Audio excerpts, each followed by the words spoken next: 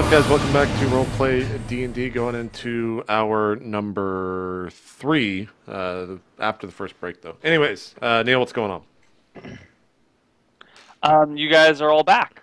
The guy says, the only thing I have to trade, I could not give away or trade away for something like this. Maybe if you had something else in exchange, we could make a deal, but on its own, this sword is... I don't have the money for it, and I don't have anything else that would be to trade. I have 2 swords, sir, that are both quite powerful. If perhaps the combined value of them is worth you telling me what you have that you would not be able to part with. I have a portable hole. Is that like a detachable penis, only the opposite, I guess? Or? How much? I'm not with them, right? No, you're not with them. He says, it's a cloth that opens into a pocket of extra-dimensional space. You can make it as small as a handkerchief or as wide as a doorway is tall. And it opens into a 10-foot cube of space in another dimension in which you can fold back in on itself. Jesus Christ. It is an extraordinarily useful tool, I have found. Yes. But the value of it... May I see the other sword? Absolutely, friend. And I hand him Bright Blade's Dying Wish. He looks at that. You know, he examines the 2 weapons, casts some spells, and says, well, I am tempted for this deal. However, magic swords are... I don't want to say easy to come across, but they're far more common than my portable hole, which I've grown quite fond of. I understand, friend. What you talk about is a very useful tool. Both these swords, as you know, are very, very powerful. The history behind them, a very powerful paladin carried Brightblade's Dying Wish. His name was Brightblade. The weapon has been used to vanquish monsters of all different sizes across the land, seen many a battle. And then this Black Blade, as you notice, light does not reflect off of it. A very good stealthy weapon, again, magical in properties. Together, they're very powerful. If you think that to sweeten the deal, it would need a little bit more, and I put 2 gems on the counter as well. I could offer these gems as well. He scratches his beard.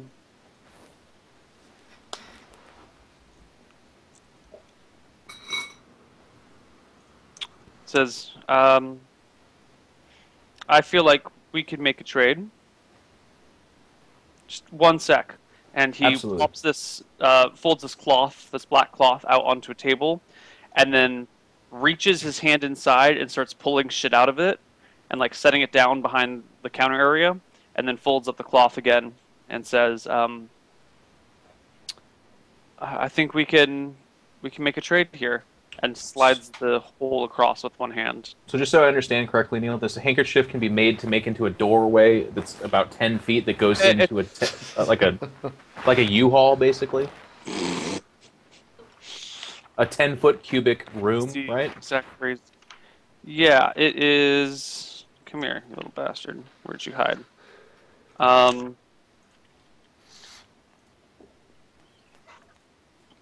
A portable hole is a circle of magic cloth spun from the webs of a phase spider, interwoven with strands of ether and beams of astral plane luminaries.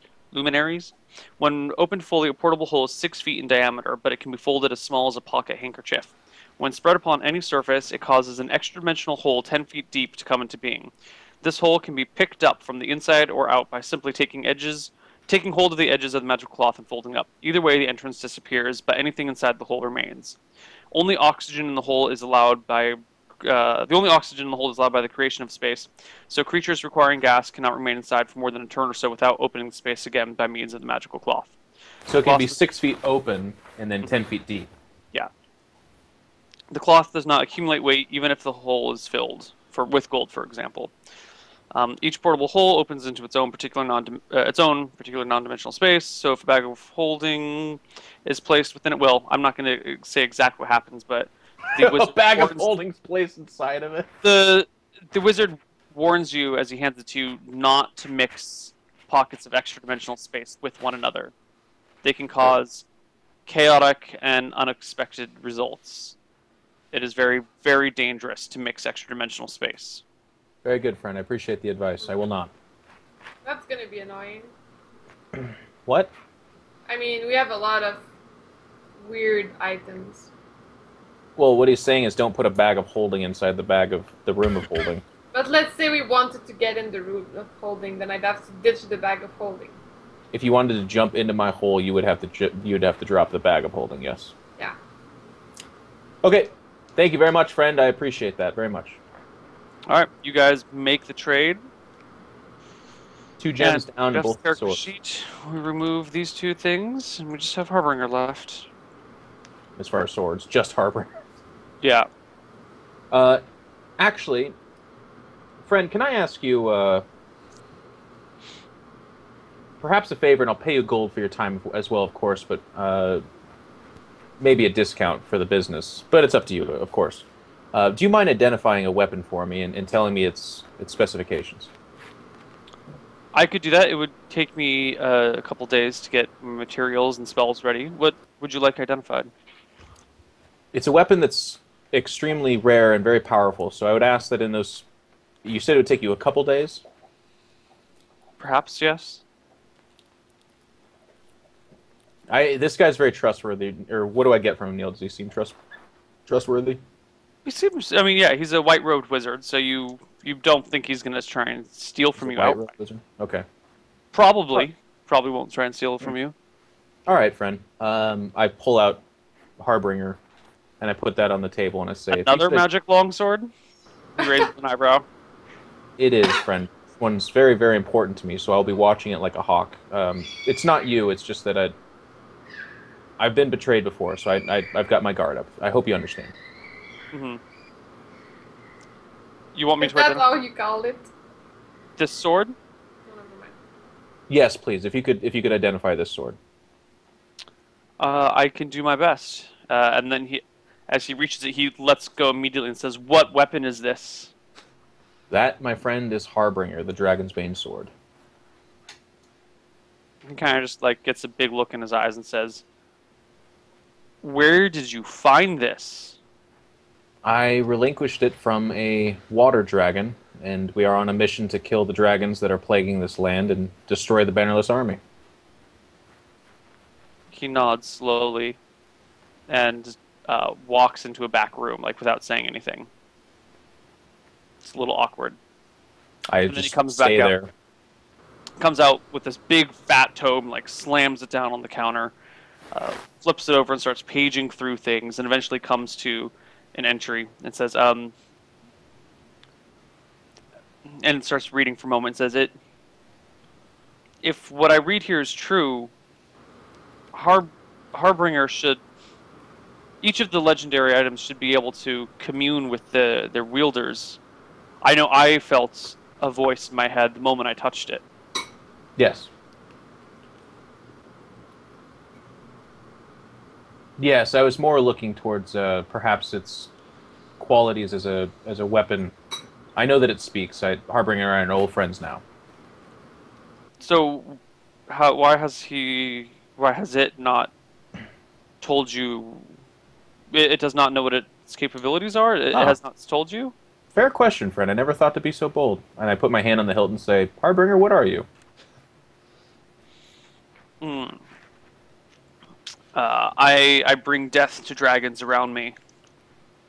I quell the fear of their enemies, and I can speak with them directly. We together are the doom to all dragons. And I read that Neal is a +6 sword that creates fear against enemies, right? Cancels dragon fear in a 50-foot radius, and permits the wielder to speak with dragons. Wow. Is it +2 or 3? 3.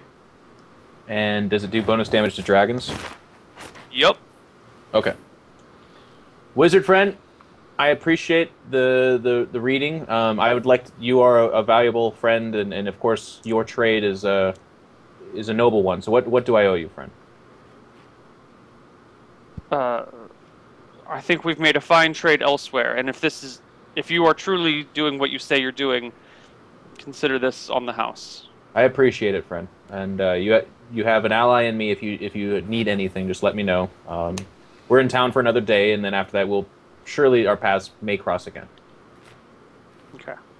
You part ways. At this point, JP, you have spoken and communed with Crawlfort enough to know that it can detect dragons in a mile radius equal to your level. So at 7th level, you can detect dragons within 7 miles of you. Okay. And their general direction. It can detect invisible creatures. It can detect good or evil in a 10-foot radius. It can detect shifting rooms, like changing elevation underground, walls that may like disappear or reappear, or kind of like all sorts of like hidden traps and doors and stuff. Sure. And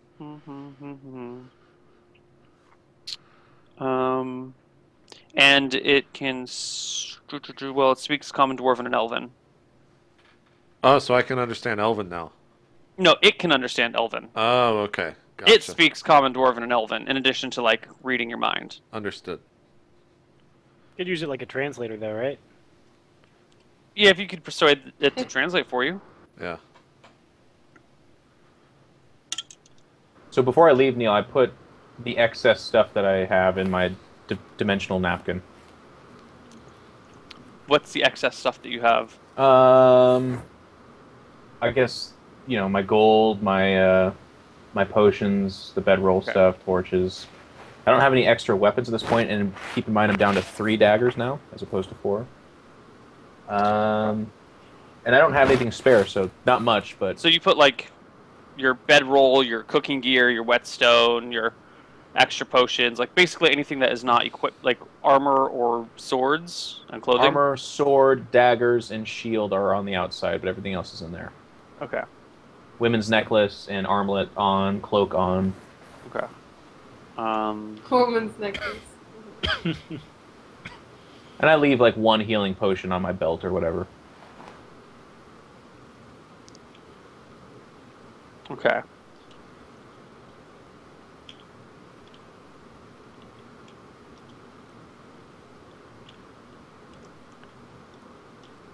And as I leave, I only have like 4,000 gold plus the gem, right?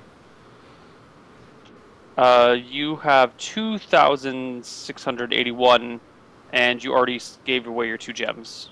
Well, I only did have 2. We all got 2. That's right. Okay. Okay. So I just head back to the tavern to meet up. Well, it's not. It's the Rusty Cock's bit. I'm waiting there, I guess. I mean, I know I'm a few hours early, but I'm just gonna have apple juice and hang out. Okay. And the other guys can go. So, Neal, I guess when they left, me and Horace were still at the bar together, right? Yep. Under what you just said, I kind of, as I'm sitting there just eating real slowly, listening to everyone talk to kind of go back in time, I ask Crawlfort to, like, detect evil on this guy and see what he senses. I do not detect any evil from nearby creatures. Okay. So, I guess, going a little bit forward in time, Vincent and Abigail walk off, and I'm sitting there with Horace, and I'm like, Horace, what is it you truly sought us out for? As I said, it is my goal to help rid the world, the land of these newfound evil creatures. That's a little bit of a grand scale. There's got to be something else in it that you're in it for, instead of just, doing the good deed. Well, to be honest, I don't really feel safe anymore. If you see the mark above my eye, that will serve as some proof. You're not there, Jen. Yeah. Oh, sorry. You're with me, Abigail. Yeah. You would have asked that last night anyway. Yeah, I know, but Pillow she talk, would baby. have forgotten. While stroking his chest hair. Yeah. I would fell have asleep forgotten immediately it. afterwards, by the way. I was... She didn't. She watched you breathe for like 9 hours. No, she's not creepy. Oh, God.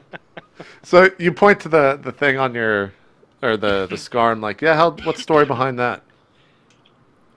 Well, this one was actually caused by a warg. I guess I'm like, yeah. It's kind of like a wolf. A wolf. Oh if no, you will. A wolf I know wargs, human. friend. We've slain many wargs, or I've slain many wargs in my time. A fairly simple beast to cause such a harsh wound. Well, any beast, even if my falcon, for example, had clawed me, it would cause a scar. It probably looks a lot worse than the damage it had done. So, you're basically looking for, the way I understand it, protection. No, I feel like it'd be a mutual benefit. I'm quite the archer, bowman, if you will. And I'm also really good with this here blow gun. Like, yeah, can you play the flute as well? Is that another one of your tricks?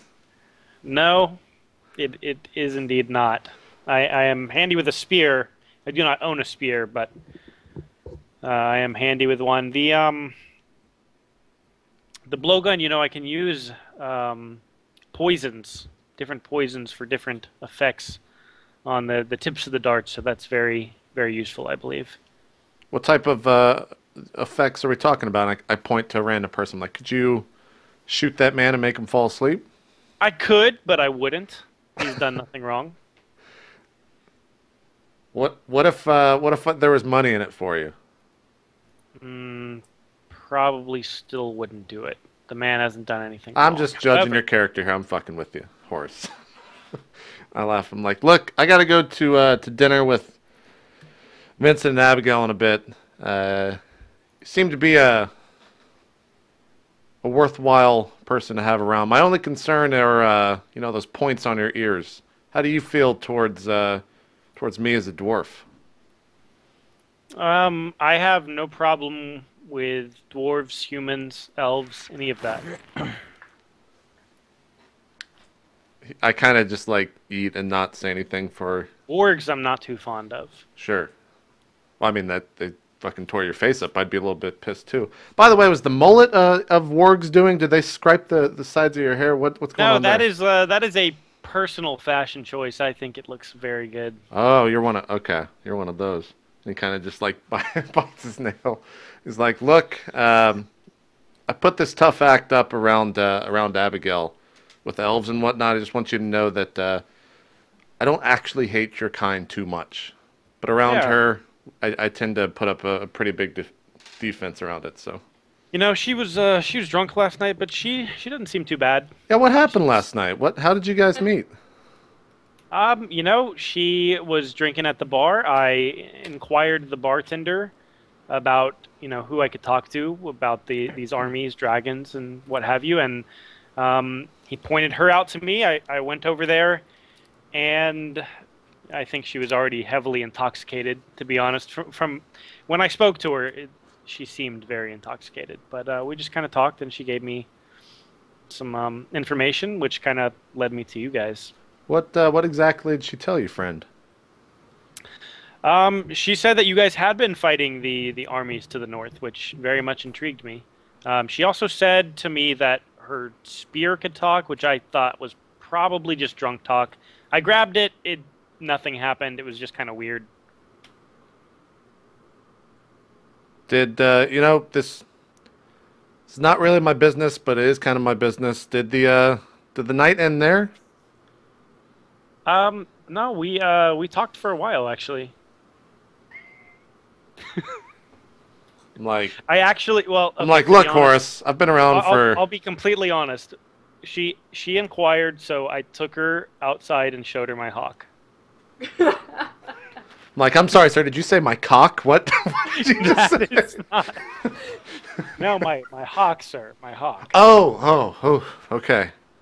Whew, got a little bit X-rated there. Anyways, well, it is true, friend. That staff or spear that she was trying to tell you could talk. I assume in her drunken stupor, it can actually, and so can this. And I kind of point, or I guess I kind of like put the hammer up and point it to it. Like, there's another one.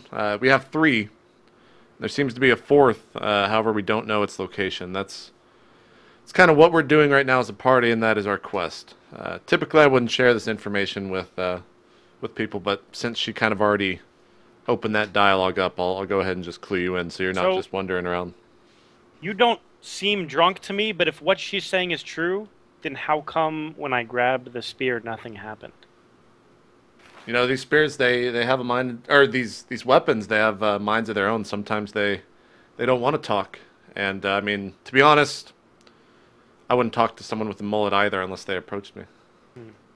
Can I touch the hammer? I'm like, yeah, he might not respond. We'll see. Can I touch your hammer? I push it out and like put it on the table. Okay, so I grab the hammer. Okay. Nothing, friend. I touch the hammer. I'm like, crawl for it? Yes, I'm not a parlor trick to be passed about idly. He says he doesn't like your hair. Sorry about that. I guess you'll have. I don't know.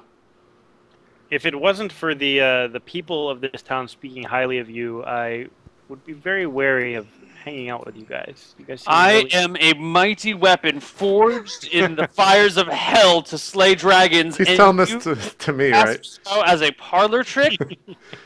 I take my hand off. I'm like, God damn it, that thing doesn't shut up sometimes. I'm like, sorry. What were you saying? He wouldn't shut up. And I kind of like motion down to the hammer. Can they hear us talk about them, Neal? They can hear anything being said around them. Okay. All right. I still say all the same things that I just said. Okay. Like, yeah, I don't know how to. I can't make this thing talk. You know, I kind of smirk. I'm like, it's not a parlor trick. So. I'm not calling you guys liars. All I'm saying is I'll see it when I'll believe it when I see it or hear it, I guess. Sure. Well, it's a double-edged sword. You know, you got to trust us, and we have to trust you if you're going to be coming along with us. So. Absolutely. I kind of look outside, and I was like, I go, it's getting late. I believe I need to go upstairs, change, and make my way to dinner. You gonna be around around the bar? What's your plan for tonight? I will. I don't have any plans. I mean, I suppose I'm kind of awaiting your all's decision, so I'll be waiting patiently until you all decide. Sounds good. We'll probably see you tomorrow, maybe a little bit later tonight. We'll see. Okay. I get up and go upstairs to change into something else because I haven't had any clothes or anything like that. I don't know. I just go upstairs to change and get ready for dinner. Okay. Everyone reconvenes. At dinner? Yeah. Well, unless it's something someone wants to do. I'm gonna hang out at the bar. So we're at the Rusty Cock Spit. Just kind of day drink. Just to speed up the pretty unimportant part, I guess. I ask Azrael how his trip was, if he was okay, and what happened. How forthcoming are you, Azrael? I tell you pretty much everything that happened except for the fact that I can no longer memorize spells. Okay. Or I can't. Whatever that process is, I can no longer acquire new spells. You don't tell us that part. Okay. Yeah. So we do that over the course of dinner, basically. Abigail, Azrael, and myself. And then as dinner is kind of winding down, I say, now to talk about business, and I tell him that Abigail and I discovered that the 4th and final weapon, the bow, is likely to be located in the Highvale Mountain Range, which is near where the Bannerless Army is rampaging. I say that there is a wizard that's willing to teleport us there, but my vote is that we brave the lands and help who we can on our way there, while, of course, avoiding the main force as best we can. And then I tell him about what I learned about Harbinger and how powerful it is and what it can do. And I tell him about my purchase of the Dimensional U-Haul. Napkin. Yeah. Okay, I kind of, I guess we have that conversation. I turn to Abigail and I'm like, Abigail, what do you think about all this? You know, you're part of the crew. How should we just go there, or should we kind of take the long journey? I mean, we don't want to be facing the army. If we can avoid it, go around it or teleport behind it, I guess it's better. You know, my only concern is let's talk about this Horus fellow. I had a long. We were going to speak about him too. Yeah. But if this is part of what you want to talk about, go for it. Yeah, I'm like, we had a long conversation, and he seems to be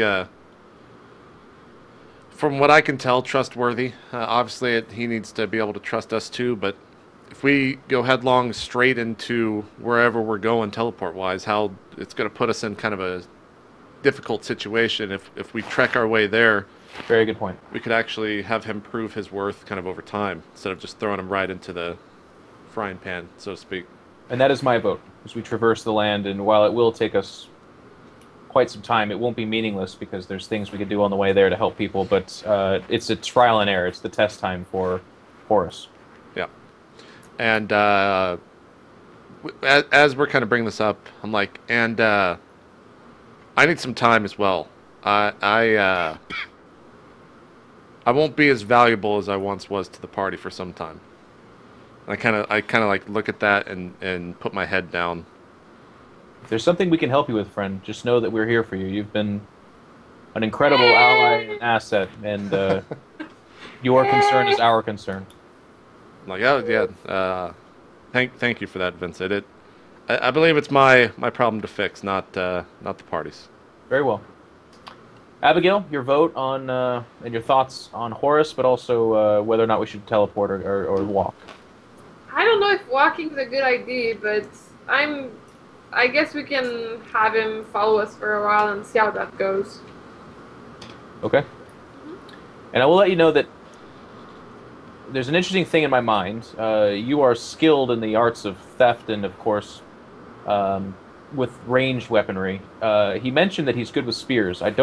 My natural inclination, of course, is, well, we have a spear that none of us are particularly fond of using, but this is a weapon of immense magnitude, and of course, if it fell in the wrong hands, it would be a tremendous problem for us. It'd be very evil. I do want to see, we want to work our comfort zone about this, but eventually I want to see if perhaps part of the trial and error is bestowing such a weapon upon him and seeing if he is to be trusted.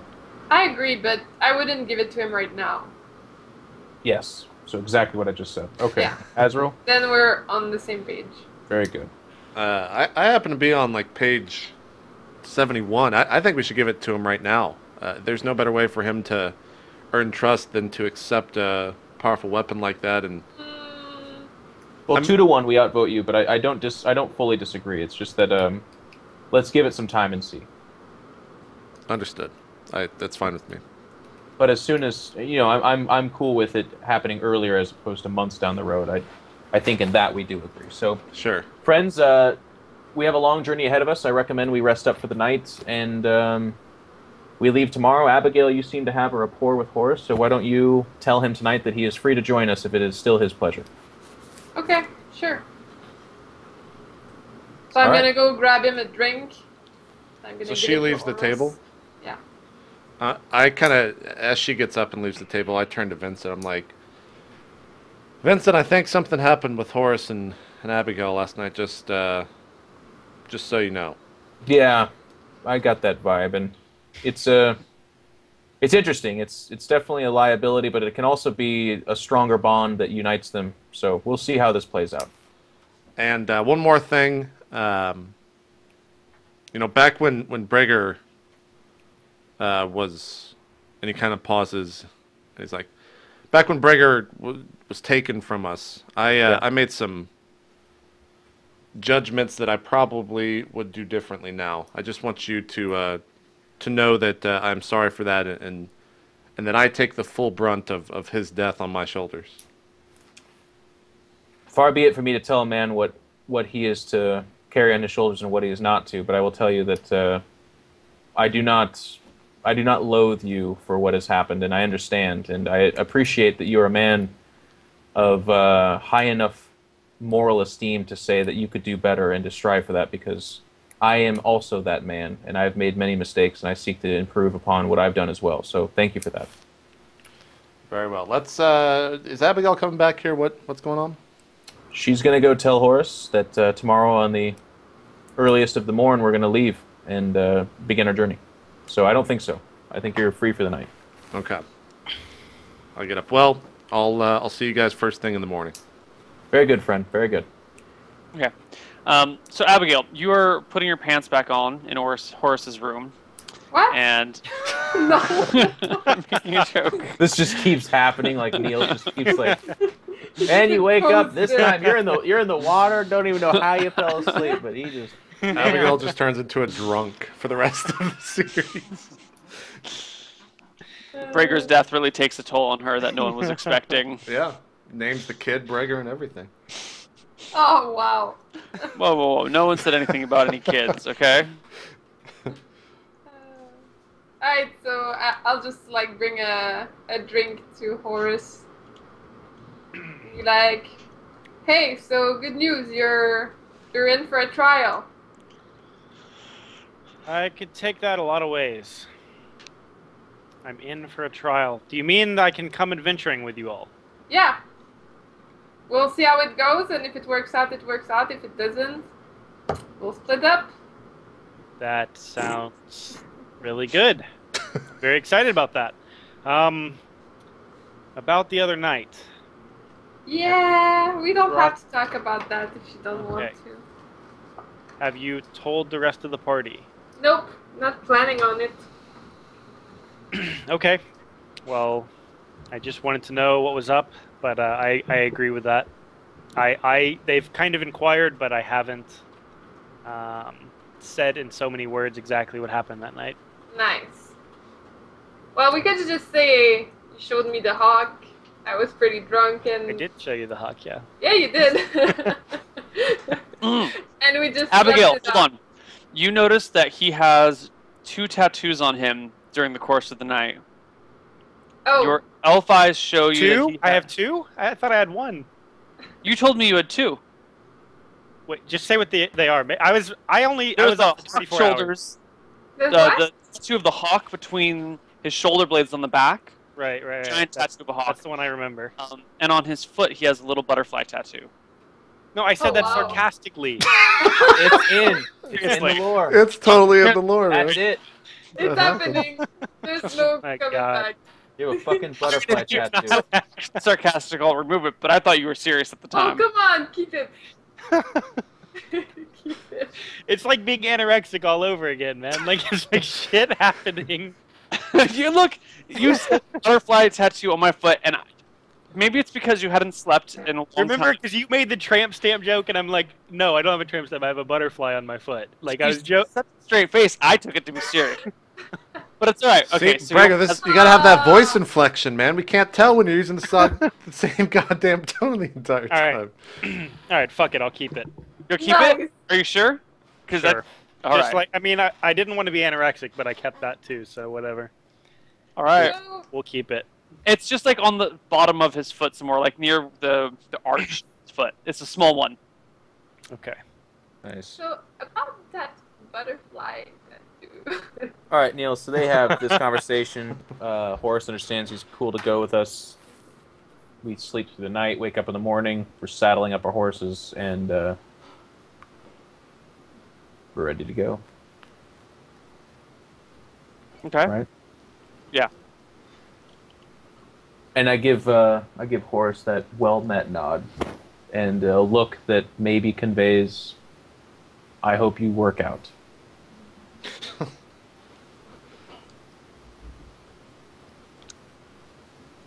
Okay.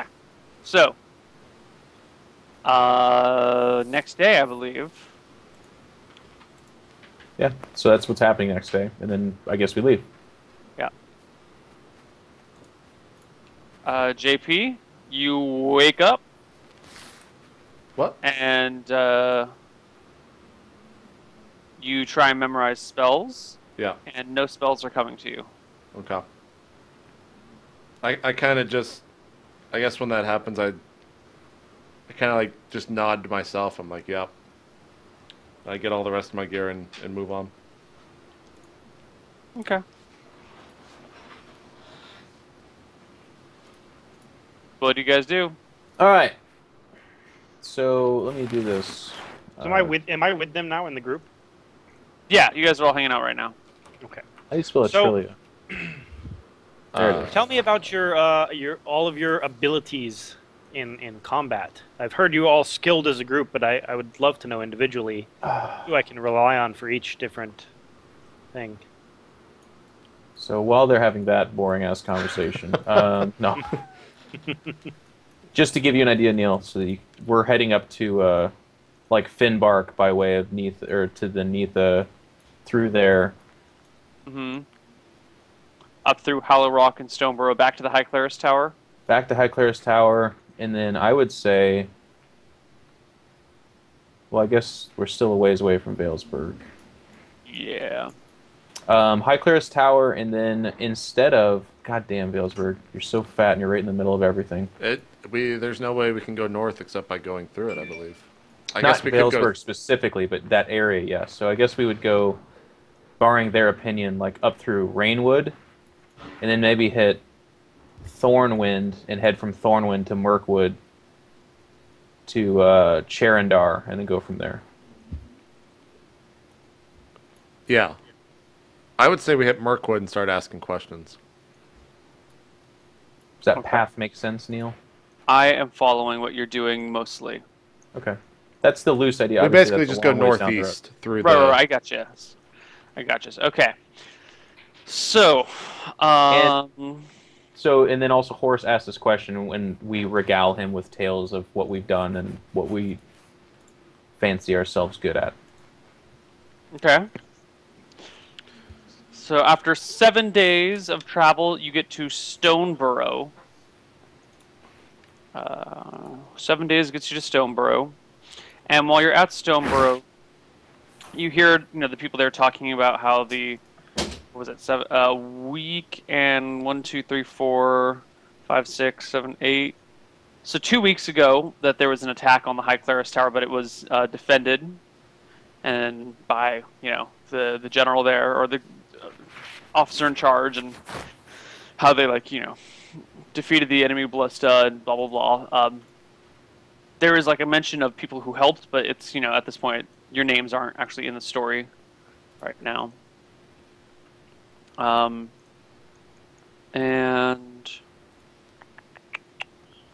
let's see. By the way, Neil, each night how long can you stay awake until you start taking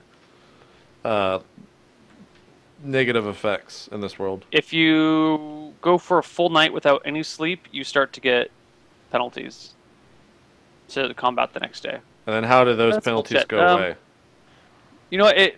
2 nights without sleep, and you get -1 to hit, and a bunch of other stuff. And then thereafter, another night is another -1, another night is another -2. Those penalties go away just by sleeping, by catching up on lost sleep.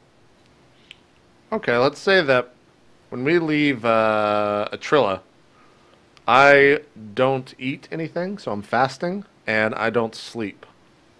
Every time everyone goes to sleep, I make a little shrine and pray to Quantarius. And Okay. ask him to forgive Your transgressions. ask him to forgive me for Breaker's death. That's what I'm saying each night. Okay. So I noticed this, and I ask him if everything's okay. Does he notice this?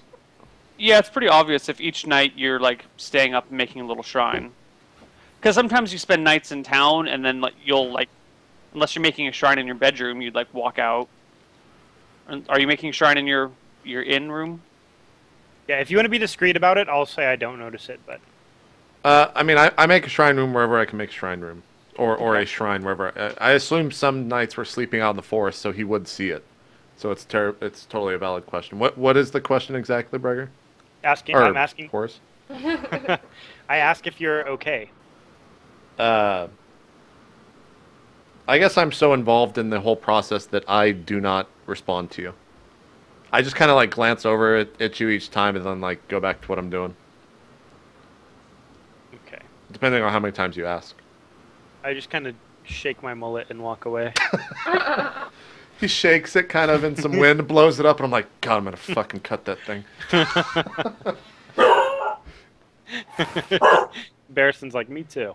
Yeah. Nobody. Nobody cuts the mullet, Barriston. No. At some point, when I notice that Azrael doesn't like the mullet, when I see him alone, I'm like, I don't really like it either. Yeah, I kind of like nod fast, so no one else sees it except Abigail. So I guess we just travel that way, Neil. Okay. Oh, and I'm asking Crawl or listening to Crawford to see if he senses anything within 7 miles, etc., etc. As we get closer. Right. Okay. So, Crawford doesn't have any answers for you about stuff, and your god does not get back in touch with you, and you still are unable to memorize new spells. Yep. After getting to where we go, Stoneborough, you get to High Claris Tower, then you go up to, you said Rainwood? We'll probably stop at High Claris Tower and don't need to roleplay this, but just, meeting up with old friends. Okay. They say the road to the north that would go to Rainwood is just like, those cities are sacked. There are lots of troops over there. They say don't go that way. Like, we may have like defeated the attack on the High Claris Tower, but that's occupied land. There are troops in the towns. We tell them we're trying to get and ask for a recommended path, then. Get to the Highvale mountain range is pretty much cut off. The armies are sieging Windsail, from what we hear, and spread all the way to the Red Desert and beyond. Farwater, Sans Serif, and Blistering Sands are all occupied at this point. If you want to get to the Highvale mountain range, you either have to go way around or find a way to sneak through. But these are not kind armies that respect law or respect people. I would not expect to have a reasonable discourse with anyone there. Understandable. We'll probably make our way through the forest and then avoid the towns once we get closer. Are you talking about the Lost Woods? No, I'm talking about those speckled green things between all the cities, which I imagine are woods. Yeah. It says, what way do you plan to go? Perhaps up to Thornwind, by way of, and then go to Mirkwood, and then just avoid Victorville or Cherandar and go between them. Okay, just plan to travel through the forest. Just be careful. Don't go through the Lost Woods, whatever you do. I hear you, friend. I appreciate the advice. We won't. Good. I stopped by to see Claire. By the way, did I hear that conversation that Benson just had? Was I there for that? Yeah, sure. So. Yeah, everyone was there. So right afterwards, I say to him, I fancy myself somewhat of a tracker. I don't know if that'll help us get to the next place, but I might be of some assistance. Okay, good to know. At least it'll help us perhaps navigate the forest, and that's where we need to, get through. Sure. Okay. Claire, let's get a reaction check here. Claire does what exactly? Claire is a little bit shy, and so, if you go out of your way to find her, she'll talk to you a bit, but she has clerical duties that keeps her, and she is a little like, kind of, I'm busy, I gotta go, Sure. Then I back off, and yeah. Then we leave and make our journey again. Unless anyone else wants to do something. Do we see you? Like, do you go to Claire discreetly? Yeah, I just break off from the group and go say hi to her or whatever. Okay. So here's my question: where exactly do you go at this point? Well, we're going north up like Fraxton, Redwarn, Okay. that kind of stuff. But obviously, if we hit a town where they're like the next town's occupied by an army, we're not like, well, we'll just go check it out anyways. You know, like Fraxton is occupied. really. Yeah, yeah. Don't. That's what they're saying. Like, don't. The entire then. area is occupied territory now. All right, then I guess we break off the path and start going through these forests. Do you go north of the road or south of the road? South, I would say. You said stay away from the Lost Woods, so we're gonna avoid it like the Said plague. stay- Okay. All right. So you're just gonna have to travel through the woods now, try and stay away from the army, from the roads and the cities, Right. and travel for days in that way. Before we leave, I asked the general how the army of Palanthos fares. We have ships, we have ships. So we control Thornton's Lake and can deploy and harass easily along there, but things are not looking well. Their push against High Claris Tower failed, and it looks like many of their resources were pushed in other directions. Their siege to the south seems to have stopped for now. It's been a long time since an army from the north has been able to take us. The lake is always ours, and the river, which is unnamed, the unnamed river that runs next to the High Claris Tower, is a wonderful defensive point. With this great, because it's a river that like goes through a canyon. It's basically uncrossable. So, as long as we hold the river and the High Claris Tower, we are fairly stable and difficult to defeat. Have there been... oh, sorry. If you're If they try and push directly onto Palanthas, we can deploy troops behind them and harass their back. So they don't have a good option to push through. Palanthas is very well defended. Has there been any information from perhaps the Stormtide Kingdom or the Elves to the east? Not that I've heard. The elves keep to themselves. And the Stormtime Kingdom, well, Windsail we hear is under siege, but we've never been close with Stormtide. And sorry for playing 20 questions. The final question I have for you, sir, is have you heard any whereabouts of the leader of the army? Or where the strongest point in their offensive push is? It's hard to say. Okay. They seem to be pushing in every which way, and, well, we're not... It's been a while since we've had good relations with all the surrounding kingdoms, so there's not a lot of communication back and forth. We don't have a lot of information of what's happening out there. Okay. I guess we start traveling through the forest. Okay. So Neil, Go ahead. by the way, tracking, does that help me navigate through the forest at all, or does it just help me track, like, animal footprints or whatever? That would not really help you get through the forest. That kind of helps you just, like, follow people and things. Okay. By the way, now would be a good point for a break in terms of time. That's what I was about to say. Okay, cool. Cool. So yeah, we'll take a quick break and go into the final hour here of Roleplay Week 34. Thanks everyone for watching.